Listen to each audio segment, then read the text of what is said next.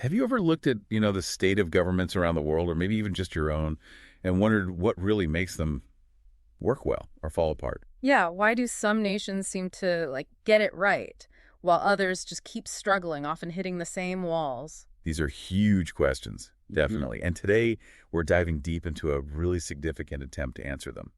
But before we jump right in, just so you know, you are experiencing a unique two-host AI conversation powered by Google's NotebookLM. We're aiming for a deeper, more dynamic book critique here. Exactly. And our focus is Francis Fukuyama's big work, Political Order and Political Decay. Right. Fukuyama, he's a major American political scientist. You probably know him best from his earlier, very talked about essay, The End of History. Mm. And this book we're discussing, it's actually volume 2 of a much larger project looking at the whole sweep of political development. And it's really important to remember when this book came out, 2014, that was a time people were calling a democratic recession globally. Definitely seeing that. You had rising authoritarian models, especially China, grabbing attention, and also a lot more visible political dysfunction in established democracies, like the U.S. So the book felt incredibly timely then, and honestly, it still feels pretty relevant now, given everything going on. Absolutely. So our mission today really is to offer an in-depth, comprehensive critique. We want to look closely at the book's core arguments, its methods, what it implies. But without spoiling any, narrative details, we're focusing on the big ideas underneath and sort of testing how strong they are when you really examine them. Exactly. Let's dig into those ideas. Okay, so let's start with the foundation. What does Fukuyama see as the absolute core of political order? What's his central argument? His main thesis boils down to this. A successful liberal democracy needs 3 essential institutional pillars, and they have to be in balance. 3 pillars. Okay, what are they? Right. You need an effective state, a government that can actually do things. You need the rule of laws that apply to everyone, even the powerful. And you need democratic accountability ways for the people to hold the government responsible. State capacity, rule of law, accountability. Got it.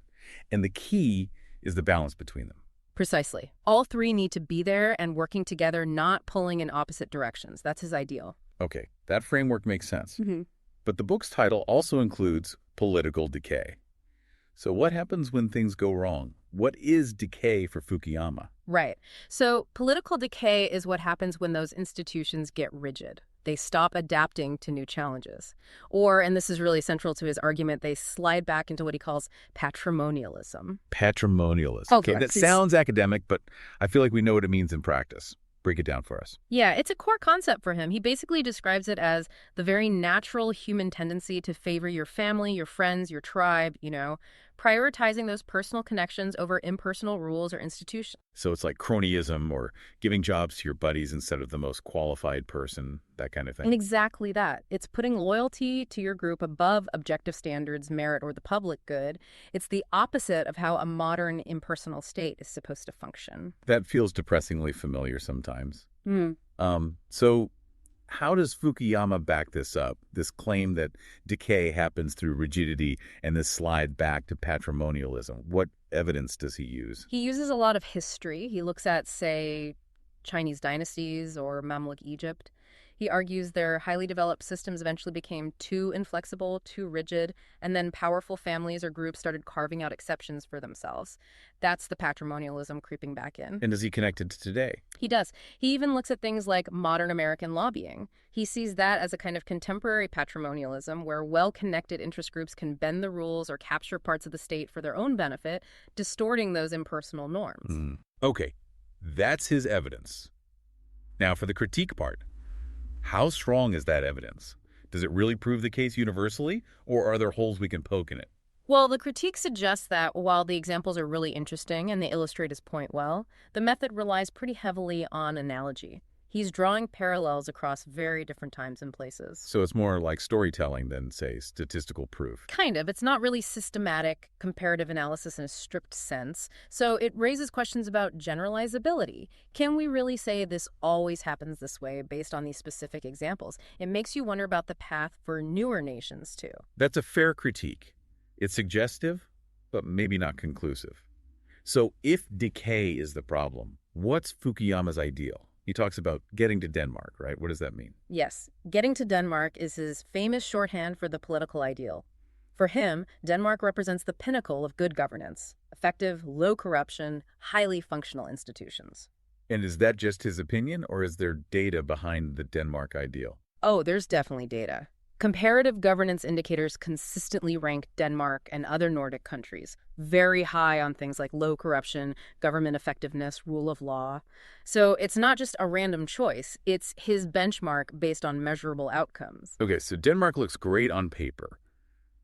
But is it realistic to hold it up as the model everyone should aim for? What's the critique of the getting to Denmark idea? A key assessment is that Fukuyama might be cherry-picking a bit.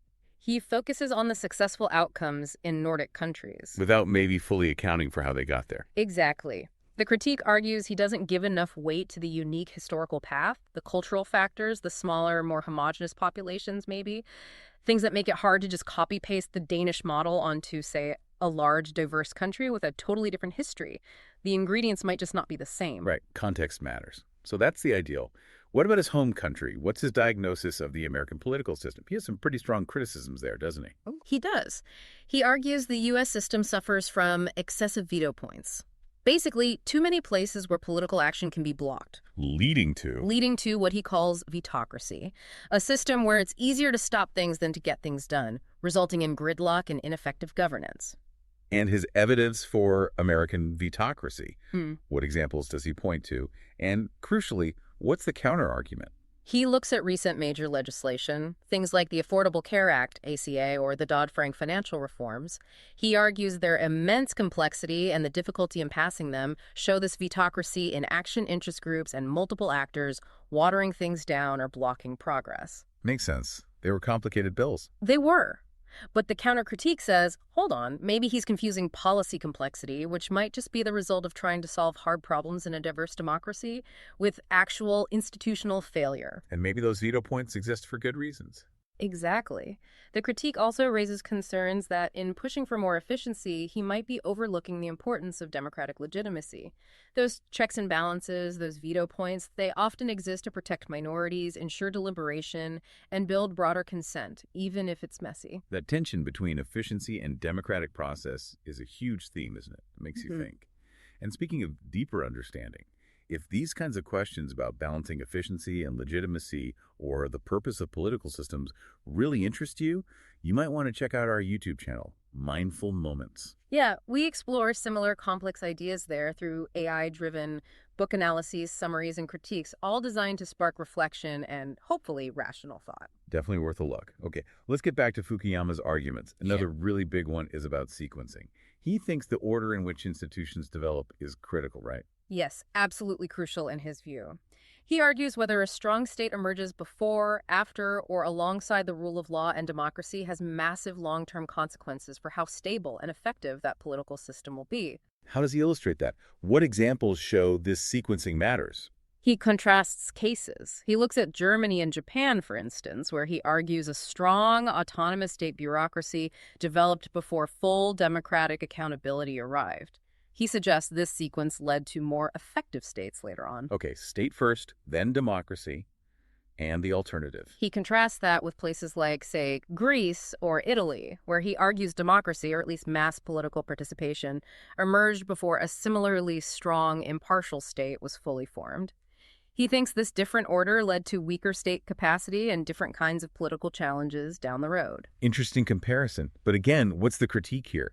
Is the evidence from just a few countries strong enough to prove this universal law of sequencing? The assessment points out, again, the reliance on a limited number of cases. There's a risk of selection bias, maybe picking the examples that best fit the theory. Right, it's hard to control for all the other factors. Exactly. Isolating sequencing as the decisive factor, separate from all the unique historical, cultural, economic variables in each case.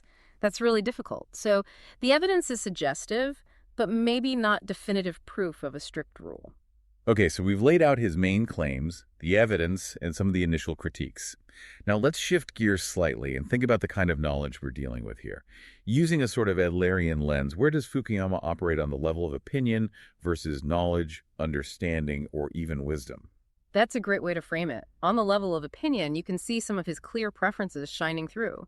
For instance, his leaning towards technocratic efficiency, sometimes seemingly over messy democratic deliberation. And maybe his impatience with certain aspects of American government. Yes, his dismissal of parts of the U.S. constitutional design as maybe outdated or causing autocracy, these feel more like his contemporary judgments, his opinions, rather than scientifically demonstrated truths. It's a good reminder that even brilliant thinkers have perspectives shaped by their time. So where does he present solid, verifiable knowledge? There's definitely genuine knowledge presented. His detailed historical accounts of how institutions actually developed in different places, that's based on solid historical scholarship. Also, the empirical data he cites on things like governance indicators, corruption levels from organizations like the World Bank, that's verifiable knowledge. And where does he demonstrate deeper understanding? Connecting the dots. I think his three-pillar framework itself shows understanding, seeing the state, rule of law, and accountability not as separate items, but as interdependent parts of a system that reflects a grasp of the complex dynamics. Also, his analysis of patrimonialism as this recurring human tendency, a sort of default setting that shows deep understanding of political behavior patterns. Okay, knowledge and understanding are there. What about wisdom? Does the critique find evidence of profound wisdom grappling with tough trade-offs, seeing the bigger picture of political life's purpose? Here, the critique suggests the book shows, perhaps, limited wisdom, particularly when it comes to navigating the inherent trade-offs, like efficiency versus legitimacy. There's less attention paid to the really deep, almost philosophical questions about why we have political order in the first place, beyond just making things run smoothly. Focusing more on the how than the why. In some ways, yes. It's very focused on functional effectiveness, less so on the ultimate purpose or meaning of political community in a broader human sense. That naturally leads us to think about reciprocity, doesn't it? Yeah. Applying the golden rule test. Would the people benefiting from his proposed changes accept those same rules if the tables were turned? That's where some real issues arise, according to the critique. Take his suggestion to reduce democratic veto points to increase efficiency. Ask the reciprocity question. Would the technocratic elites making the decisions be happy if their goals were easily overruled by empowered bureaucrats without much recourse? Probably not, right? It sounds like a one-way street. It certainly raises that concern. It seems to prioritize the efficiency desired by policymakers over the checks desired by citizens or other branches. What about the getting to Denmark idea through this reciprocity lens, culturally speaking? The critique argues it potentially fails the test there, too. By holding up Denmark, a Western liberal democracy, as the universal ideal, it implicitly imposes those norms globally.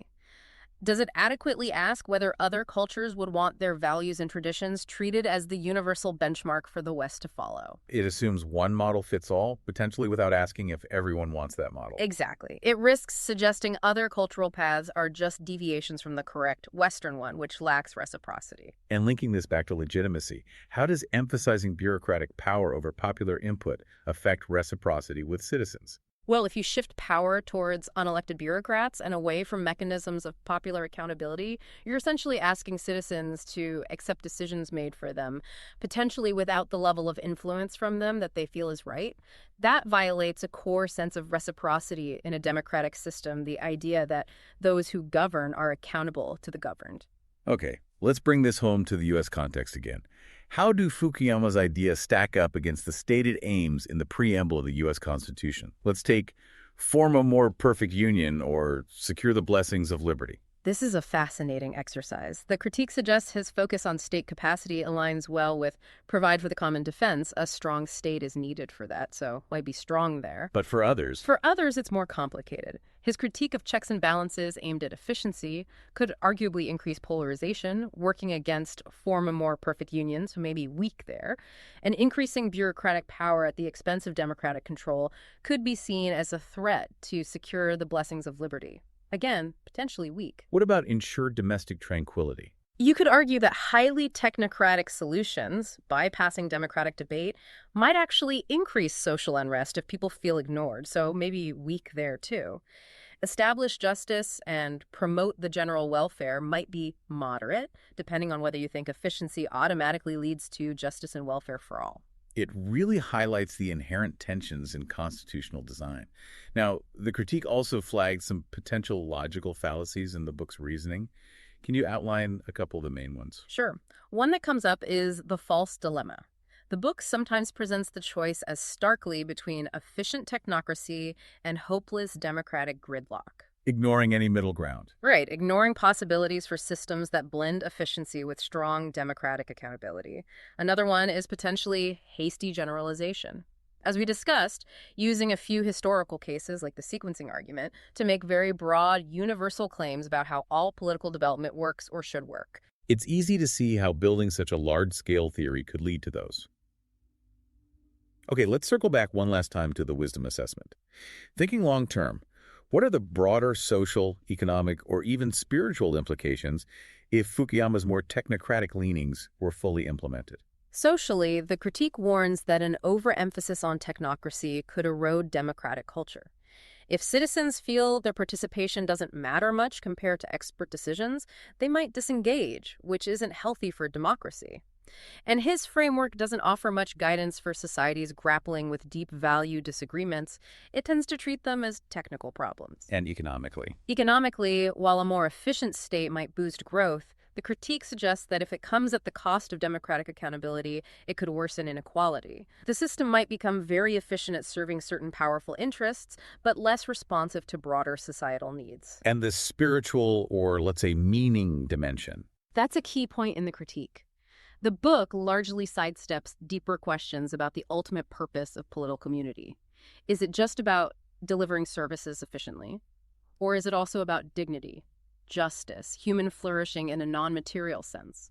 By focusing so much on the mechanics of governance, it risks treating it as a purely technical exercise, detached from those deeper moral and existential questions. So the prudential assessment, the judgment on practical wisdom. The conclusion is that it shows somewhat limited practical wisdom in grappling with these hard trade-offs.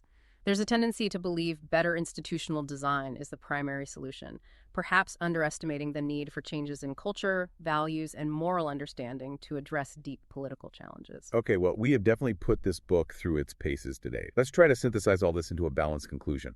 What are the undeniable strengths of political order and political decay? It absolutely has strengths. It provides a really valuable, sweeping historical perspective on how institutions develop. The three-pillar framework state, law, accountability is a genuinely useful analytical tool. He clearly identifies very real problems in contemporary governance, especially in the U.S., and the sheer scholarly breadth is impressive, synthesizing history from all over the world. No doubt a major intellectual achievement. But what about the main weaknesses identified by the critique? The main weaknesses center on those methodological limitations, the reliance on historical analogies and case studies over more rigorous comparison. There's that Western liberal democratic bias, sort of assuming it's the default endpoint, the strong technocratic bias, potentially undervaluing democratic legitimacy. And for some core claims, like sequencing, the empirical support feels a bit thin upon close inspection, alongside a tendency to maybe oversimplify complex cultural factors. But pulling it all together, what's the final overall assessment? Overall, Political Order and Political Decay is a really important book with valuable insights into how institutions evolve and function. But it also has significant limitations, both in its methodology and its underlying normative assumptions. Fukuyama's technocratic focus offers sharp analysis of governance effectiveness, but it doesn't fully grapple with equally important questions of legitimacy, cultural fit, or the deeper purposes of political life. So more of a conversation starter than the final word. Exactly. It serves brilliantly as a starting point for debate and further investigation, perhaps more than as a definitive roadmap for building political order everywhere. And that leaves us, and you, the listener, with some really big questions still hanging in the air, doesn't it? Like, how do societies effectively balance efficiency with real democratic legitimacy? What role should diverse cultural and religious traditions play? Are they just obstacles or resources? Can a framework like Fukuyama's truly be adapted for non-Western contexts, or does it need fundamental rethinking? And how do we bring those deeper questions of meaning and purpose back into our discussions about political theory and practice? These are exactly the kinds of complex, challenging questions we love to explore on Mindful Moments and our other podcasts. Indeed. And just to note, our thorough examination of this book today was made possible by using a systematic and precise critique framework. We applied it diligently to assess the arguments and their implications. So the fundamental challenge remains, right? How do we build political systems that are not just effective machines, but also just legitimate and reflect our deepest human values in this incredibly diverse world? What does getting it right truly mean beyond just the mechanics? That's something for all of us to keep thinking about. Click the link on screen for the in-depth book analysis. Subscribe, share, purchase via link, and think rationally.